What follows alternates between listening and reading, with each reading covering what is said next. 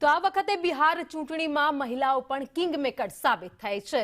જે જનાદેશ મળ્યો છે એનડીએને તેમાં પણ મહિલાઓનો સૌથી મોટો ફાળો પણ જોવા મળી રહ્યો છે। જે મેનિફેસ્ટોમાં કહેવામાં આવ્યું હતું ત્યાં અત્યારે એનડીએને સાથે જતી મહિલાઓ જોવા મળી રહી છે। સૌથી વધારે 72% મતદાન પુરુષોની સરખામણીએ મહિલાઓનું થયું છે। તો બિહારમાં મહિલાઓએ 71.6% મતદાન કરી બાજી આખી પલટી નાખી છે। જે ગણિત બેસાડવામાં આવ્યું હતું એ આખું ગણિત બદલાઈ ગયું છે। છેલ્લી ઘડીએ ખાતામાં આવેલા 10,000 થી આખું ચિત્ર બદલાયું હોય એવી પણ અત્યારે પૂરેપૂરી શક્યતાઓ છે।